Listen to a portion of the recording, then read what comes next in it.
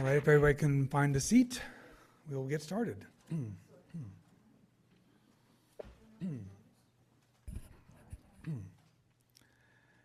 Welcome to Starr King Unitarian Universalist Church. Our open-minded, open-hearted faith community helps people lead lives of love, learning, and justice. My name is Rennie Castle, and I'm a member of the Church Board of Trustees. Our program tonight is offered by our Peace and Justice Action Team to take a hard look at the deep structure of our economy and dare to dream of a better way. A way consistent with our faith, with respect for all people and the earth. Our speaker tonight, a member of our church and a local author who wrote Overcoming Capitalism. Where's the book? I have my book, I left it behind. Right here.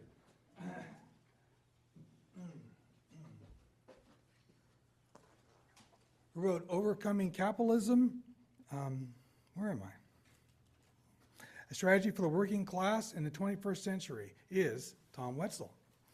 A Californian all his life, he lived in the Bay Area for 40 years. Tom has been a union organizer and past president of the San Francisco Community Land Trust.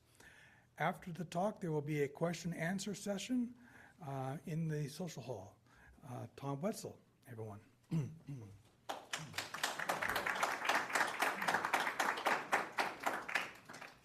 Thanks, everyone, for coming out here on this cold, rainy night.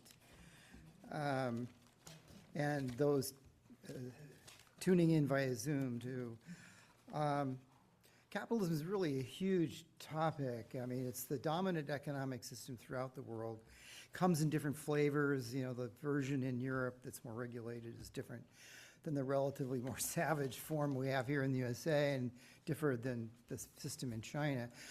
But everywhere that it exists, there are two core structural features which are really the essence of the system. And I'm going to talk about those two features and what alternatives to those two features would be.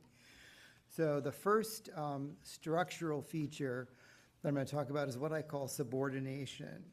So this has a couple of features to it. One is that you have the masses of people, the majority of the population, don't have their own means to a livelihood. They don't have land they can grow food on or own a business, most people. And so because of that circumstance, they are forced to then go out and seek jobs from employers where they get a wage and which they can use to pay the rent and buy food and other things. So as part of this, this is a form of force, actually. And part of this also is that people are required to submit to the top-down managerial regimes that the various capitalist firms have. And so that means that people don't have a say in how the workplace is run. They don't have a say in even how their own abilities are put to use. They don't have a say in what products are produced. The British historian R.H. Tawney once described capitalist management as autocracy checked by insurgency.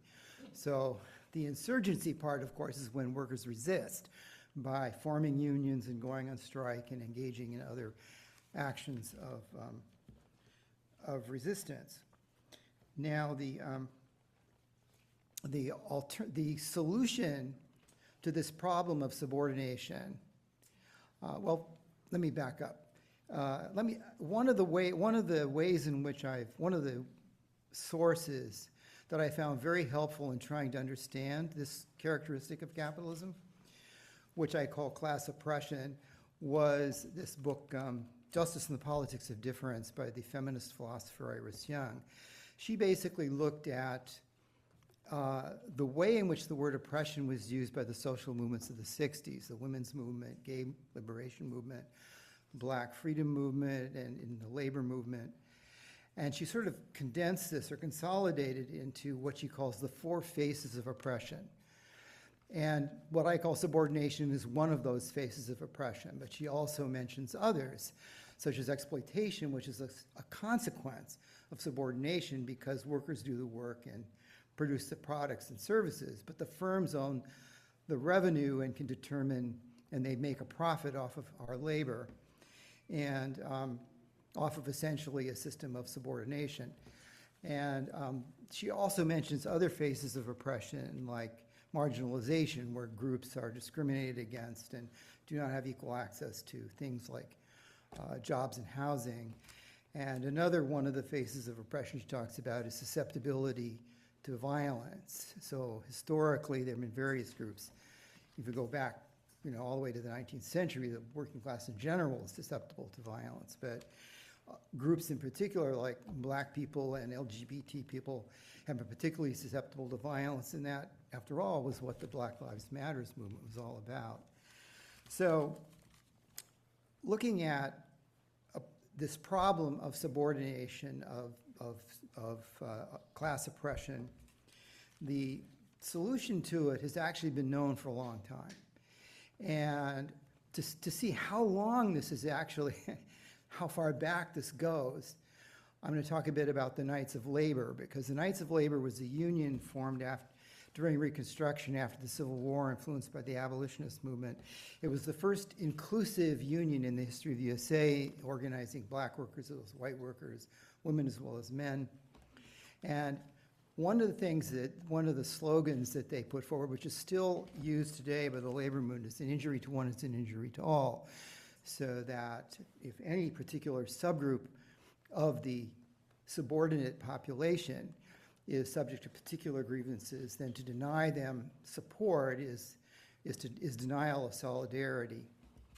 And the Knights of Labor put forward a solution to the problem of subordination, what they called the cooperative commonwealth. So this was a vision of reorganizing the economy of the U.S. based on worker cooperatives, based on generalized economic democracy, as I call it. And that's back in the 19th century, but ever since then, there have been various groups on the radical left that have revived this conception of generalized economic democracy and put forward various versions of it.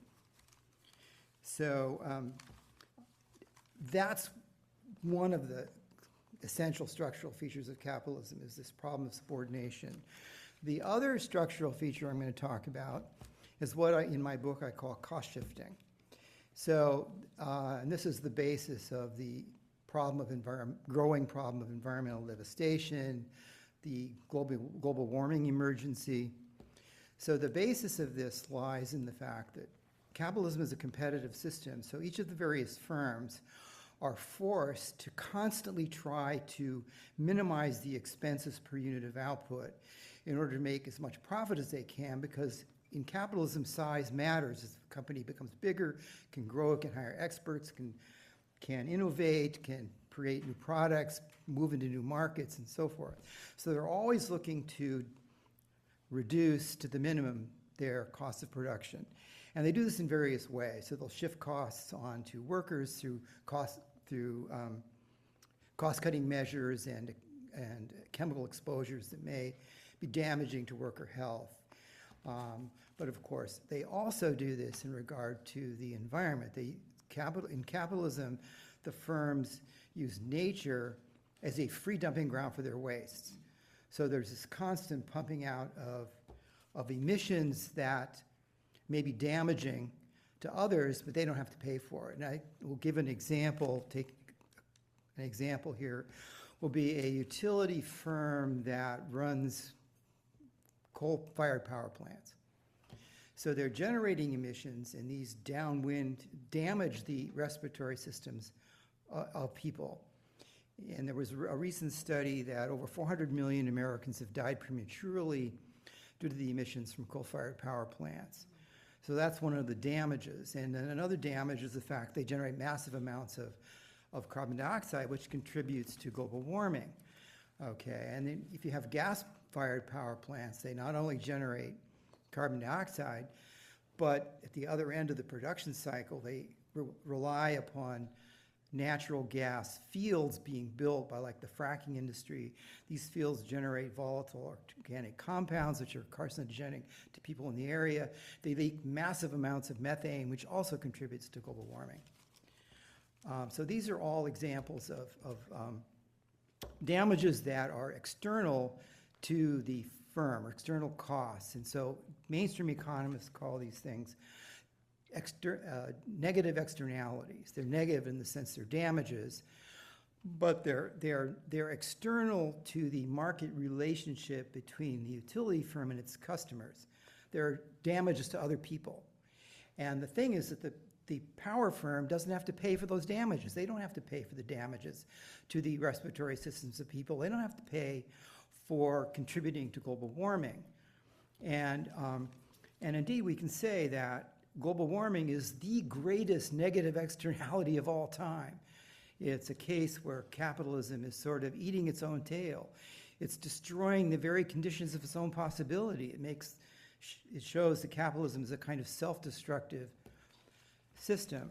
And capitalism not only uses nature in this as a source of cost shifting in the emissions end, but also at the other production end, at the end of how they get their inputs, their materials, because they will avoid costs by not protecting the source of some input, like, for example, with clear cutting of forests, overfishing of fisheries, and they will try to get the inputs on the cheap by doing things like land grabbing against indigenous populations.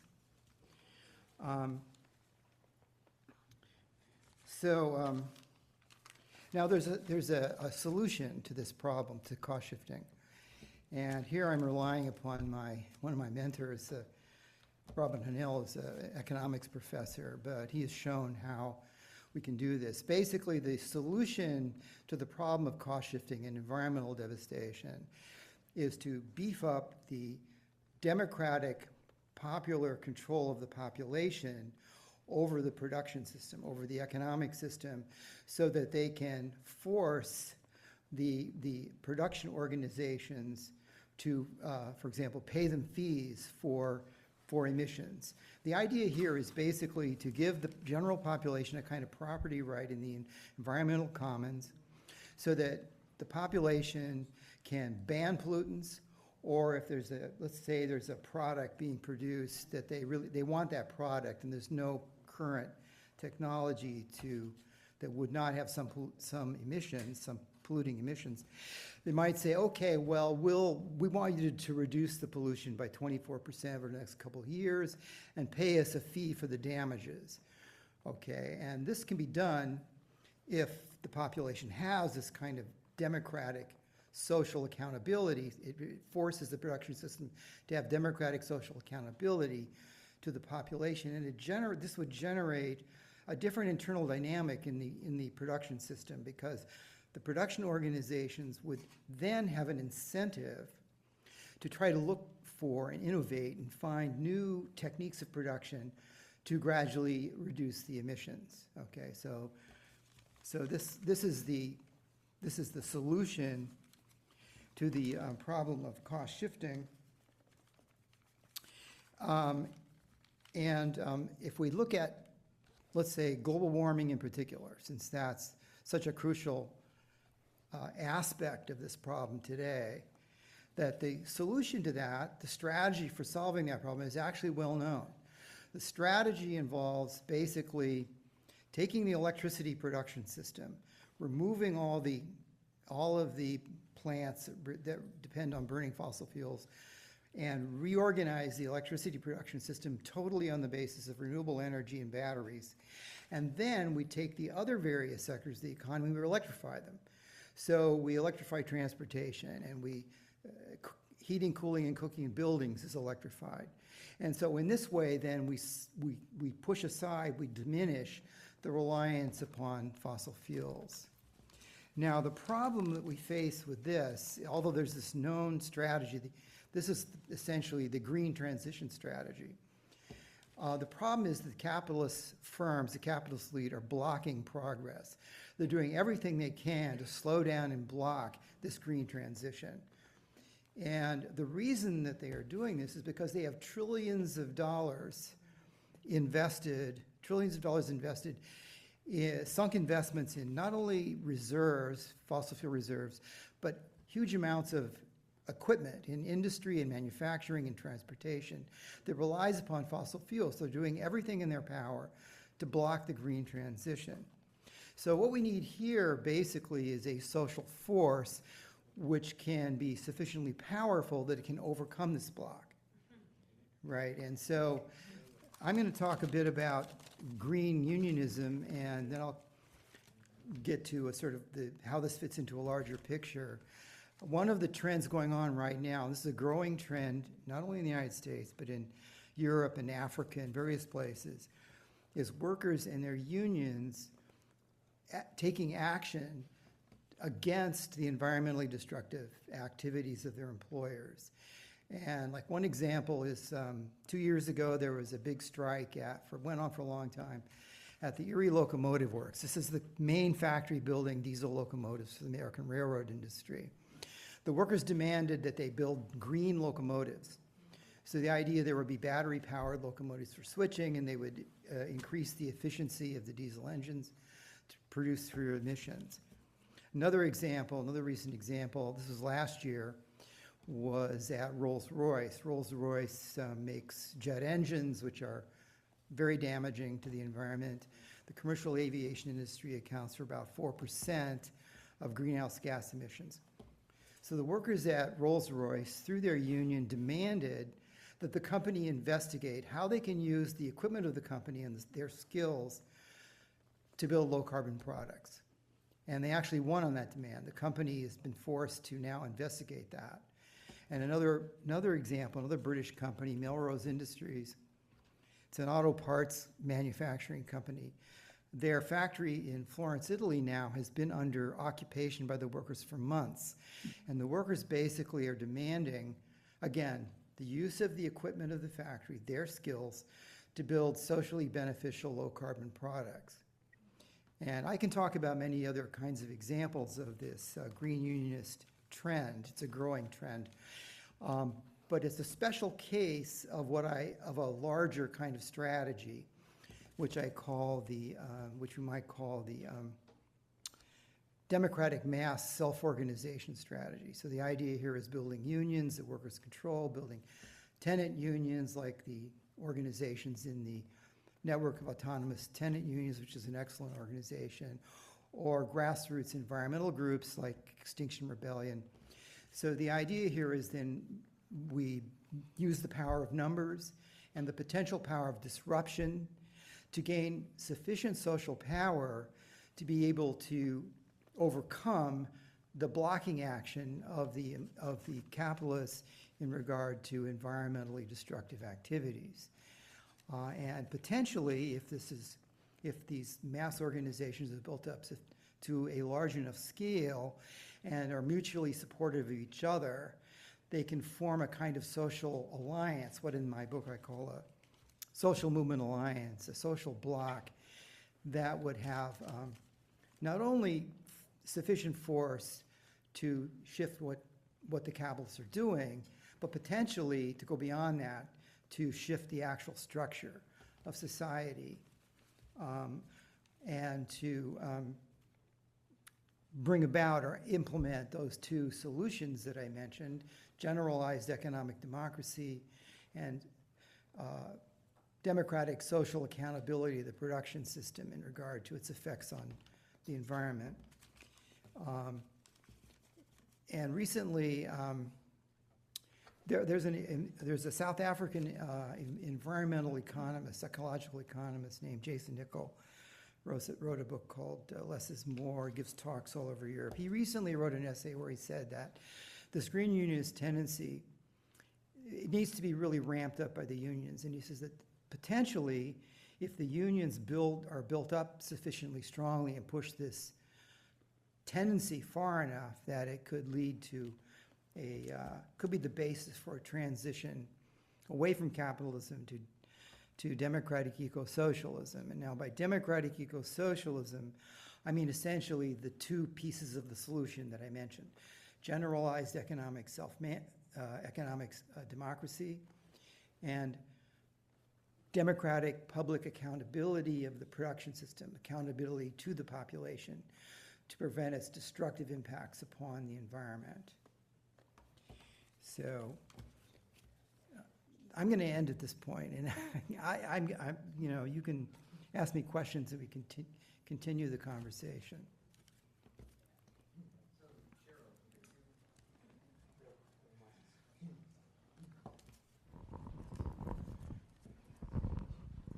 So thank you, Tom. There's a question on Zoom when you were talking about electrifying everything. The question is, what about the extensive mining required to support the electrification, which is deeply damaging across the world? Right. Well, I would make 2 points about that. First of all, if we think about all the masses of products that we use, like cell phones and computer displays and all these other automobiles, so forth, they all depend upon mining.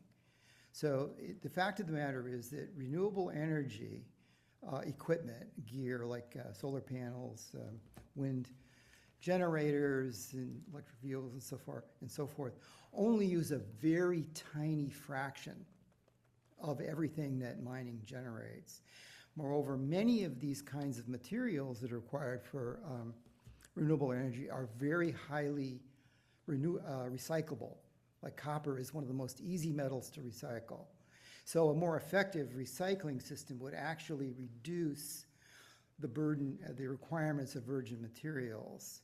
Another thing I would point out is that already there is right now a trend towards increasing the electrification of mining equipment and the transport equipment used in mining, so that the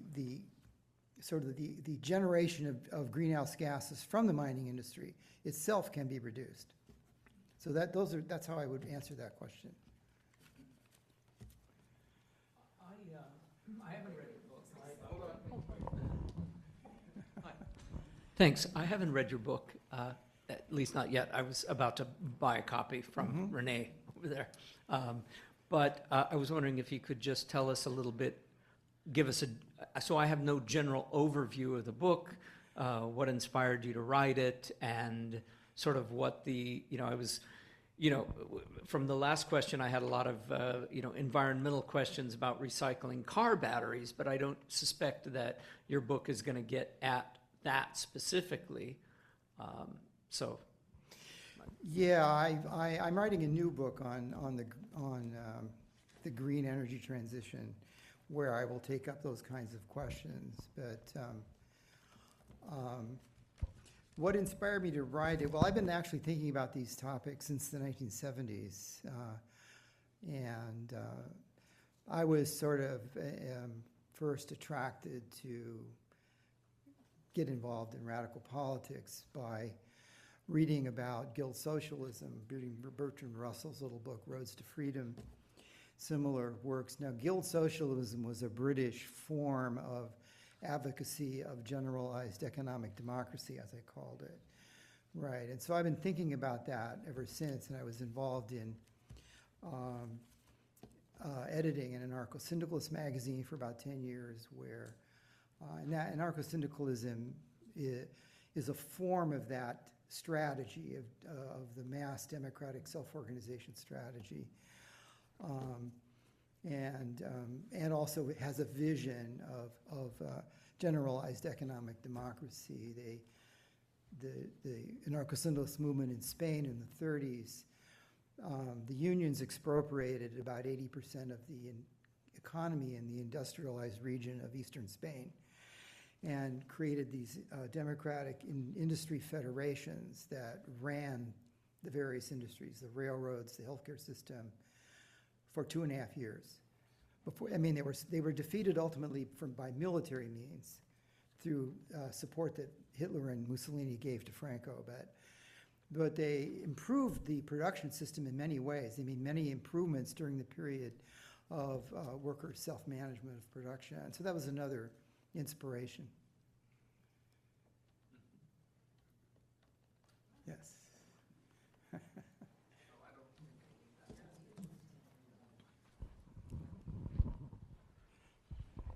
I enjoyed your speech. Thank you very much. I was wondering if China was also involved in going green as well. Well, China is an interesting case because 20 years ago, the leaders of the state there, it's a one-party dictatorship of the Communist Party, they basically saw the importance of the green transition, but they wanted to dominate this over the whole world.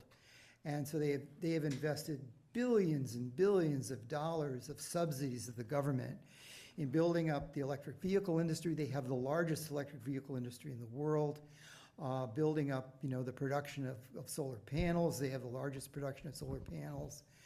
And so their goal is basically to dominate world manufacturing.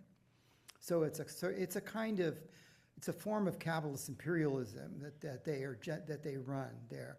Like I was saying at the beginning, there are different forms of capitalism, but the working class there is very repressed, and they do not have the right to form their own unions, for example. And if they do try to do that, which they have done, the police will arrest them.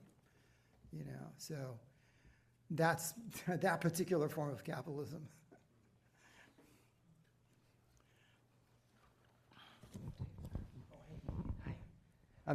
Hi, thanks for your presentation.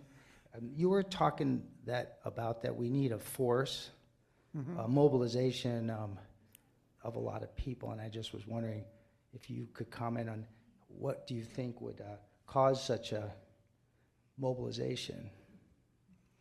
What kind of effects or what kind of situation or environment would cause such a mobilization? Well, I think the existing objective conditions, much of the working class in this country has a really bad situation, or very struggling. We've got a situation where half the population would have a difficult time getting $400 together for an emergency. We have a situation where there was this massive price increases during the blockages of the supply chains during the pandemic. And wages since then have ticked up a little bit, but just barely, covered that. And so I think that there actually is a significant motivation. And we see this, for example, the Gallup poll's done, studies of support for unionism. Today, it's at 70%. This is like the highest rate of support for unionism in decades, many decades, and especially so among younger people. So I think right there, the actual conditions are present, and there are, in fact, many inklings of organizing going on. There are many rank and file grassroots organizers out there trying to build unions and trying to build tenant unions also. So I think that the objective conditions are the motivation.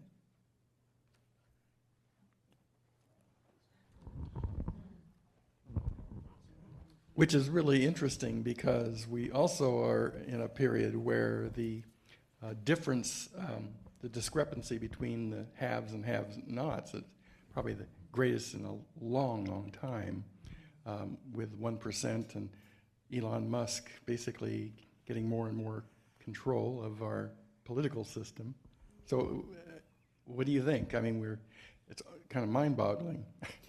Well, it is. I was listening to a podcast, or rather a YouTube channel the other night, and it was pointed out that in terms of wealth ownership, the lower 80% of the population only owns 7% of the wealth of the country. This is mainly people's houses, and so we have this incredible level of inequality, which has grown tremendously in recent decades, so that the percentage of national income consumed by the people at the top has more than doubled since the 70s, and so, that again reflects the bad conditions, the objective conditions that do provide a motivation to working class people to organize, and form unions and other kinds of organizations.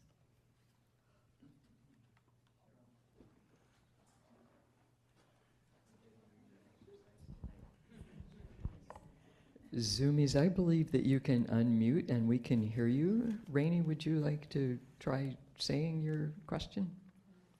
Oh yeah, can you hear me okay? Yes. Mm-hmm.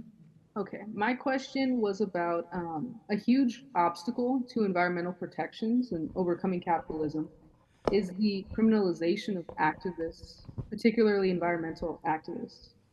Does your book dive into that struggle at all, or do you have any ideas or thoughts on that aspect?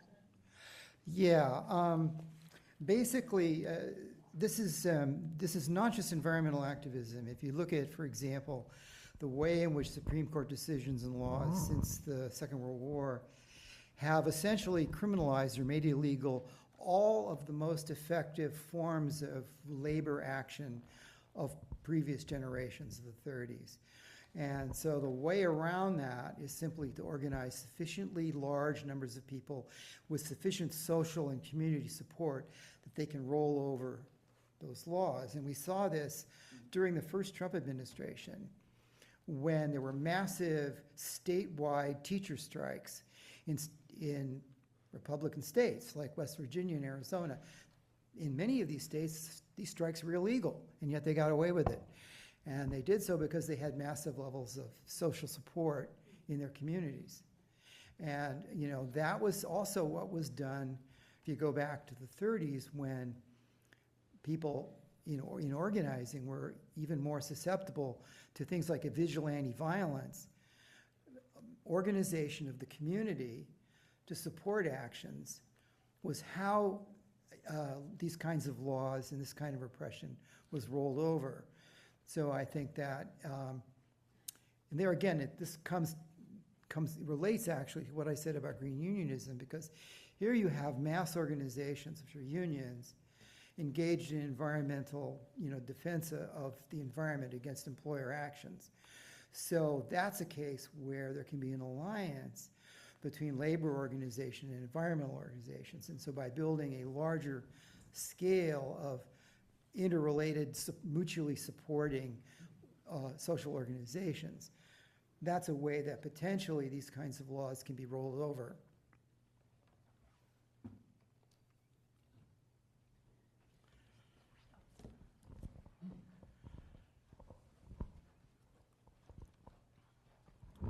You spoke about flavors of capitalism and European versus the more brutal here in the United States.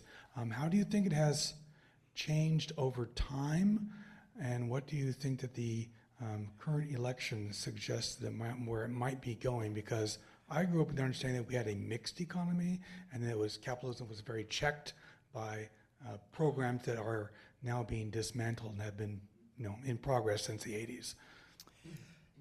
Yeah, so Europe, the reason why they have greater worker protections and social benefit systems is because essentially of the Second World War. The elites of Europe, the capitalist elites of Europe, drove Europe into this massive world war where millions and millions of people were killed. Whole cities were destroyed. And it had the effect of discrediting capitalism. And so the elites in Europe basically felt we've got to give major concessions to be able to continue to exist, you know, and because there were, before the Second World War, there were widespread revolutionary working class based movements in Europe. And so they were faced with being completely eliminated, capitalism being eliminated. And so that led to these systems like the National Health Service in Britain and similar kinds of social benefit systems. So what has happened since the 80s with neoliberalism is that these have been diminished to some extent. They still hold on. In Europe, for example, they have even more extensive systems of privatization than here. We have like for example, in some European countries, schools are privatized. Postal system is privatized, which we don't have in this country. We haven't, the Republic yet. The Republicans would like to privatize the postal system, but it's the only federal department that's actually in the Constitution. So yeah, and over time, because the socialist politicians had to basically get reelected, and they were afraid of losing middle-class votes, they basically moderated their rhetoric over time. And so increasingly, the capitalism in Europe evolved more towards a system closer to the United States than it was before. That's a good answer. So my wife and I live like part of the year in Sweden, like actually more of the like 6 months. So it's very interesting to see what you're talking about. So I see over there the privatized schools that actually work, privatized higher education even that actually works. I mean, it's you know it's. Even the public transit system in Stockholm, where we live, is run by a private company.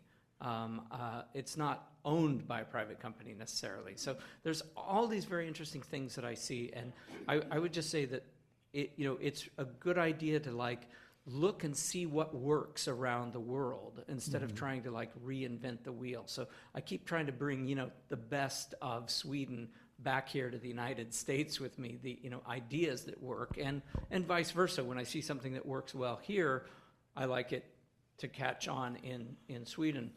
But my question for you is actually, I see a bit of a sort of a paradox, or sort of a conflict in, you keep hearing on the media about how this is just the greatest economy in the world in the U.S. And my understanding of a good economy is that, at least if you believe Elizabeth Warren, the middle class, or the consumers, of the consumer economy is, just people going to the store to buy groceries, going to Best Buy to buy electronics, that's the real engine of the economy. And if people don't have, as you said, $400 to scrape together in an emergency, you'd think so I guess my question is, how is it that on the one hand you have this huge discrepancy in wealth, and what do you see for the future of the economy? And something just isn't making sense here to me when you see people that are so destitute, and then you hear about all the wealth that Elon Musk has, and I just wonder, you think, where is this going to go, and what's going to be the breaking point? And should I believe the media when they tell me the economy is great, the best economy ever? Well, a lot of people don't believe so. And I think that, for example, a lot of the people that voted for Trump were really struggling. And these are working class people that voted for Trump.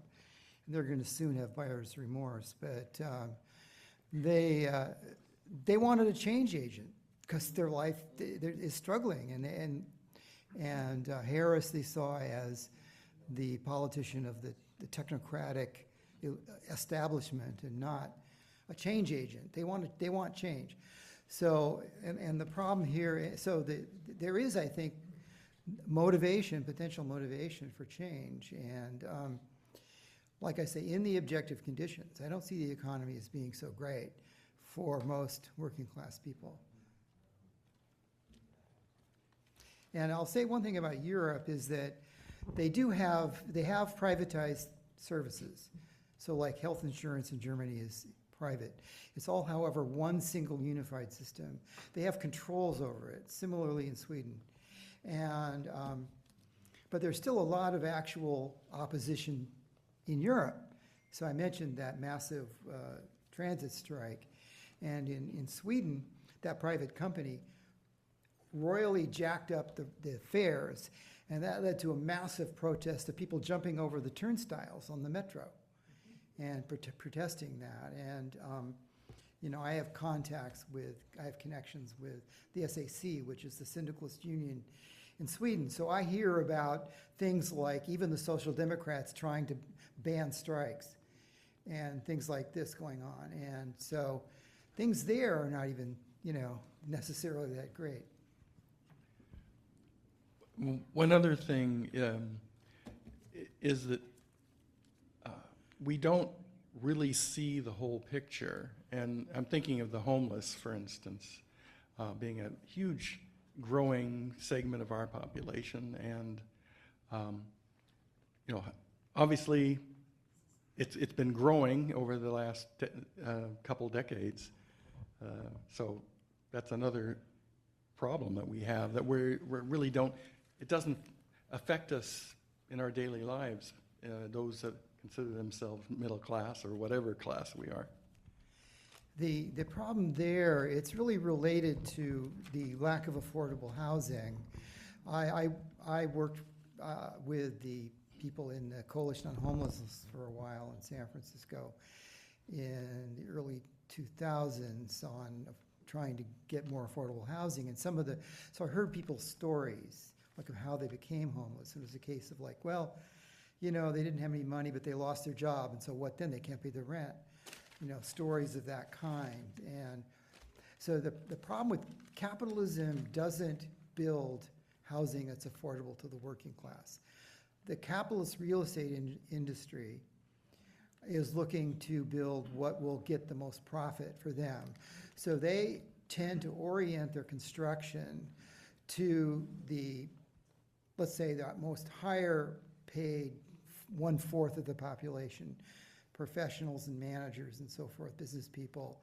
That's who they will orient to build housing for because they can charge higher prices and make more profit. There's no profit for them in building working class housing.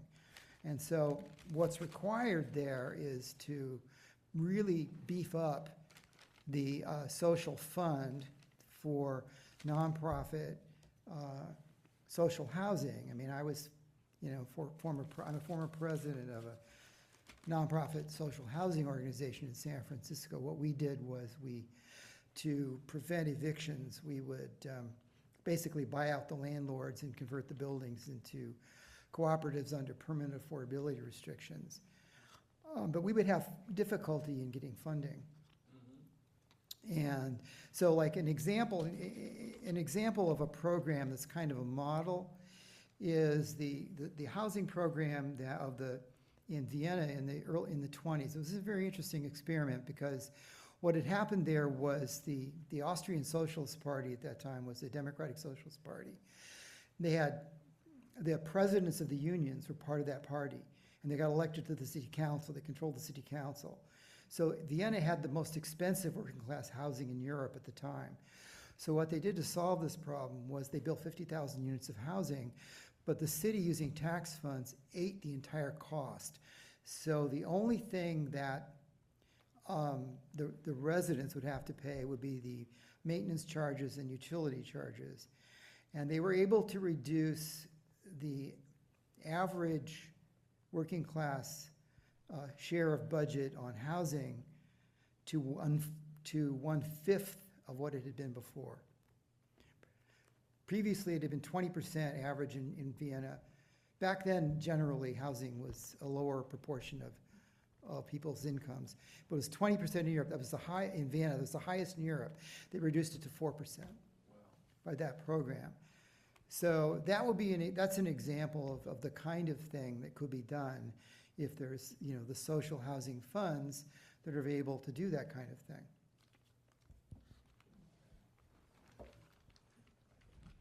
Are there any further questions? Oh, we got one.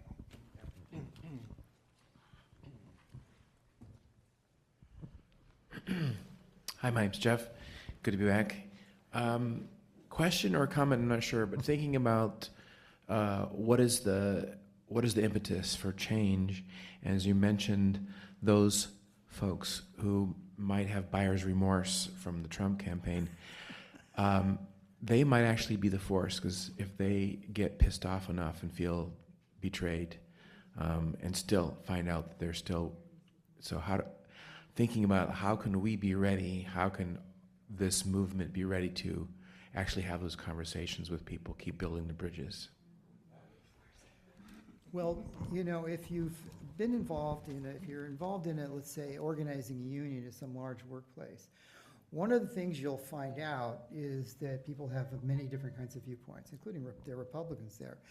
And so in order to do that successfully, you have to have endless conversations. You have to listen to people, one-on-one conversations, find out what's important to people, find out where the common ground is, and build a movement on that basis. And I think that, like, for example, I'll give you an example that, recently The first union that was forced on Amazon in the United States was in Long Island. And in that organizing campaign, this is from an interview that was done with one of the members of the organizing committee. There was a man there, he was a middle-aged Italian-American man working in that warehouse who was a Republican. She said that he was responsible himself for getting 500 yes votes in supporting the union. So he was crucial to them actually winning in that election. So it's an example, and you know, I've interacted with a lot of Trump supporters online, and a number of them will say they're not against unions. So I think that, you know, that's one of the areas where, you know, you can build common ground and get them on board with the social movements that can change the society.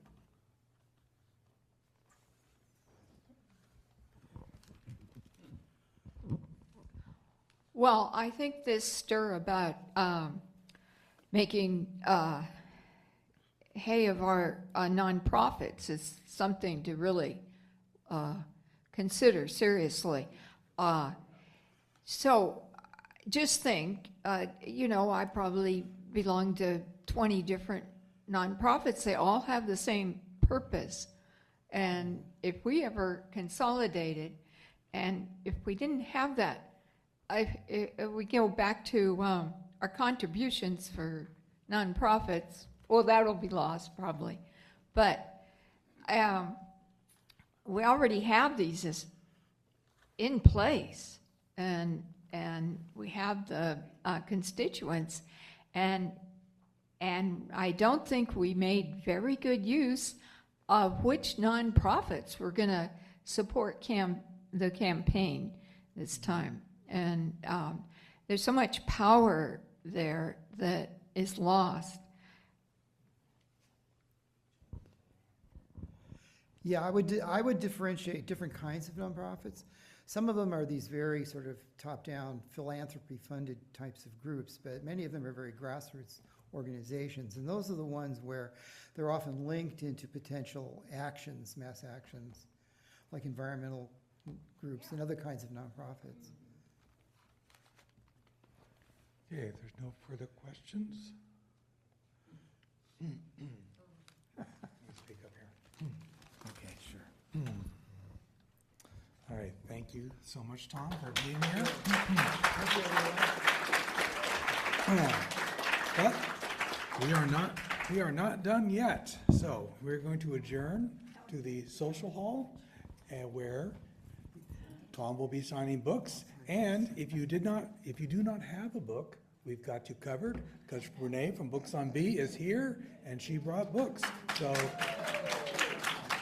there's coffee and snacks, and I'll see you in the social hall. Thank you all for coming out.